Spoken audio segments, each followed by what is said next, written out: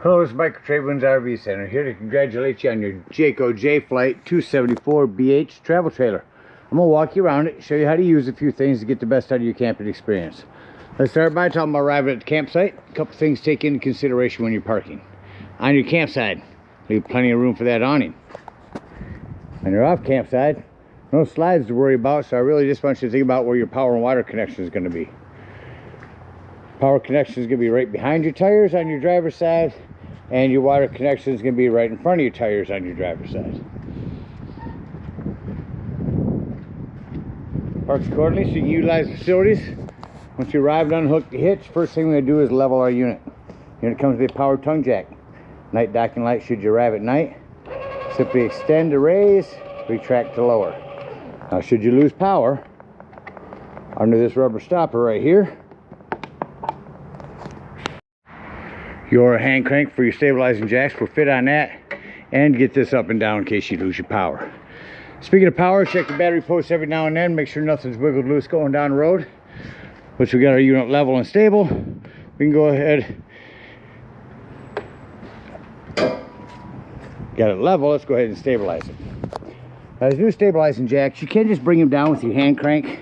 I like to bring them down just a couple. Go ahead and unhook my safety strap there. Now the new reason for these is to just pull up on this, and that's gonna drop your whole, kind of hard to do one-handed here.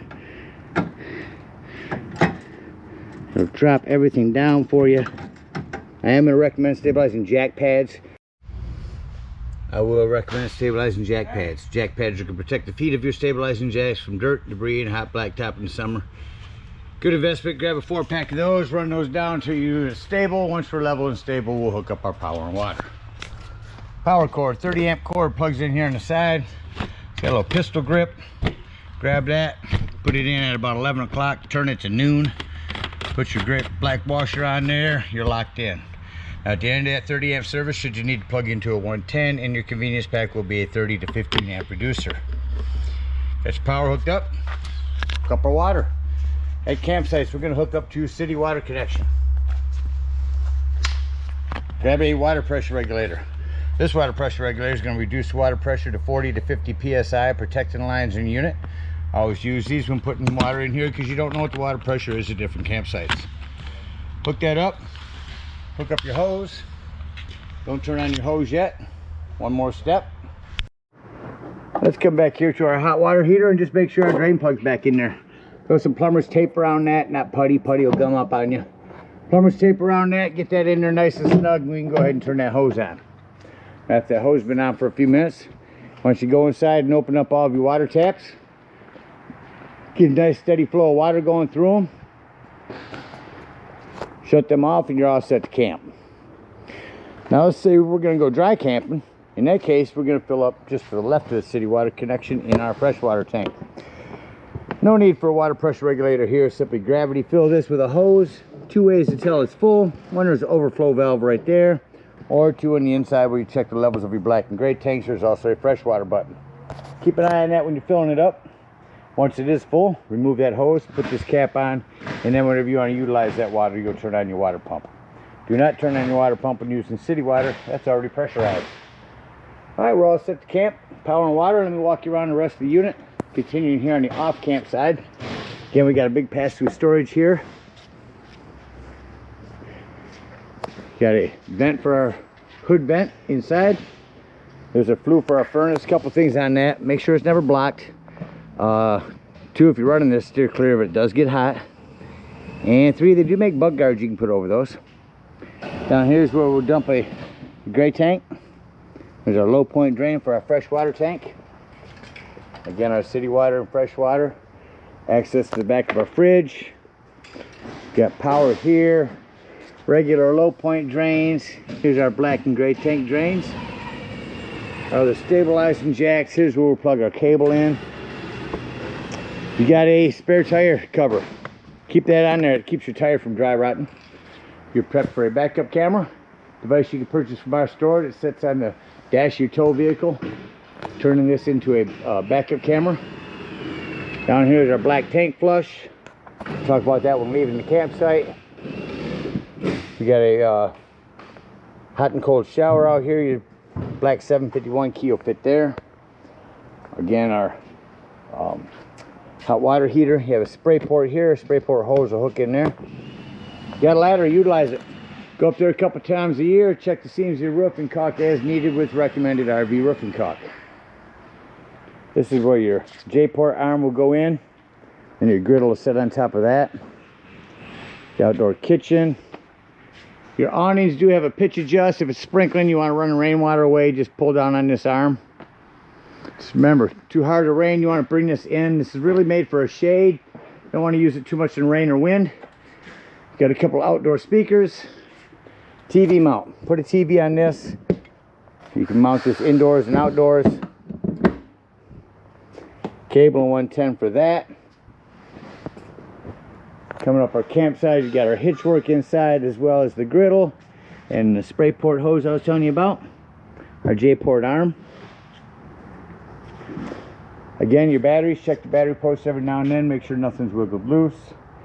Propane is just a lefty to loosey. Point it toward the tank you wish to be using. There's a cover for your propane.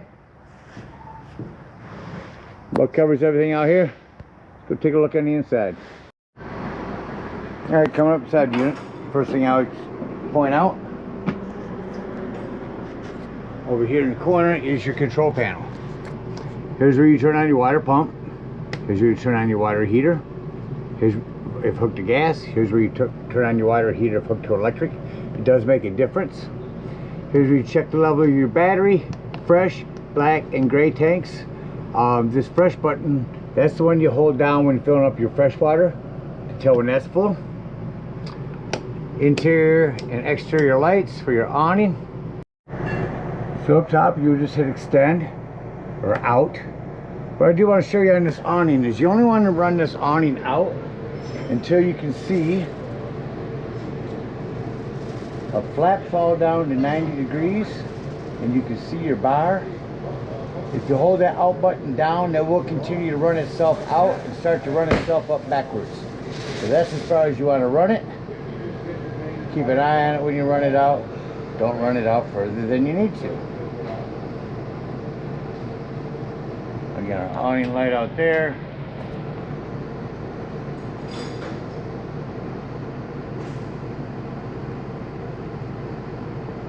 Leave that there for now. I will tell you the slam locks work best when gently slammed.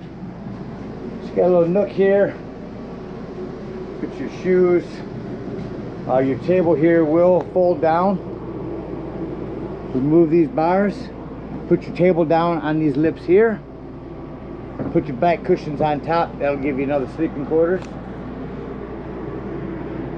Privacy for your bunk area. Lighting and charging ports. Same thing down here. The lighting's on this back wall. Got 110s down here. There is storage underneath your bunk area. Back in your shower area. Just want to make sure you have a hand crank power exhaust vent there. 110 with GFCI reset. Some plumbing to maintain. There's an access line to your plumbing. Keep an eye on things. If you travel a lot with this and bounce it down the road a lot, you want to keep an eye on things and make sure nothing's wiggled loose going down the road. Put the AC on right now. I'm going to go ahead and shut that off. With the off, you'll see that generally shuts off rather quickly. There's your dump on the AC.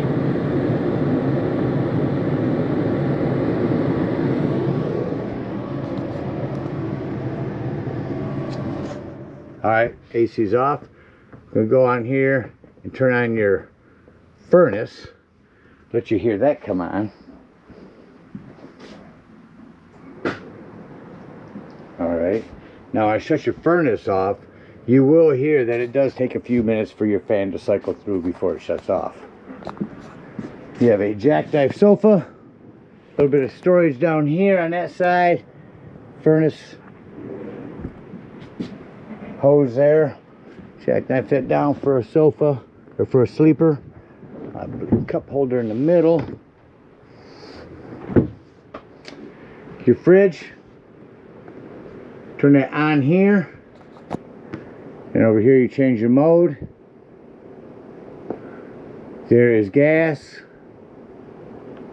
There's auto. Auto means when you're plugged in, you're running off electricity. As soon as you're unplugged, that'll say A and then show the gas. Or you can strictly go just electric again, or just gas. 1 through 5, 5 being the coldest over here. Self-explanatory microwave. Yeah, working. Sharp and clear. You got a light, or a fan and a light above your cooktop. These cooktops make a nice backsplash. Turn on your panel light, turn that to light, hit your gas, that's how these light up.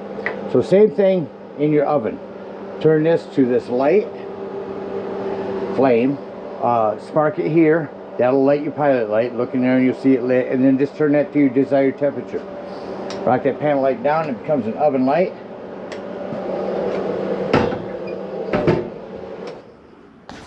One touch lighting here. Again, plumbing to maintain, just keep an eye on it. This door for your bath or for your bedroom, you want to make sure that this is snapped open, all the way open for travel. You're prepped for a TV back here. Here's your backer, cable in 110. This is your solar controller power. The whole purpose of this is to keep your solar panels from overcharging your batteries. Your whole purpose here is to keep this on wet. Make sure it's on your type of battery, which is wet. I'll send you a video from them and they'll explain how to set that up. Emergency escape window here, pull that out, push that out. Storage under here. It's on hydraulics, stays up nice for you. All this lighting in the bedroom is one touch. Should have a smoke alarm in the ceiling to show you. And that about covers everything in here. Main thing you want to do now is go through and shut off all of your lights on the unit. And then we'll leave the campsite. Alright, so these steps I'll touch on as we come out. Most important thing in bringing these up or down is to make sure your exterior door is open. Otherwise this will catch on it. The feet are adjustable. Just simply pull on this. I'll pull on it now, it'll fall in there. But just pull on these and that'll adjust that. Lock that in there. Before you leave the dump station, lock, deadbolt, lift and turn your handle. Now if we are out dry camping, we're going to bring up our stabilizing jacks. We're going to come over here to a freshwater tank, get up underneath there and dump that out. Hook up our hitch and head on home or to the nearest dump station, whatever we're in need of. If we are at a campsite, we'll unhook our power, our water, our cable, bring up our stabilizing jacks and head on up to the dump station. Now at the dump station, park accordingly. We've got 2 dumps on here, but we're going to start in the back because you want to dump your black tank first. So just behind your tires, on your driver's side of your tow vehicle, got 10-foot hose, comes your convenience pack. Park, hook that up, and pull your black handle on the right side. That's going to be your sewage. When it sounds like it's no longer draining, check inside, look to see what the black tank says. If it shows empty or close to it, come back out here, leave that black handle open, grab the hose at the dump station, and come around here to this tank flush. Again, emphasizing leaving that black handle open. Hook that hose up and let that run for a good 5 minutes. It's going to wash all that nastiness out of your black tank. When that's done, remove that hose. Make sure all that washout you just put in there has drained. Then close your black and pull your gray handle here. That's going to be cleaner water as your sinks and your showers. That'll clean your sewage hose out for you good. When that one's done, close that gray. Take that sewage hose, come down here, drain hose, and hook it up to this gray tank. Now while that gray's draining, come on back here and dump your low point drains.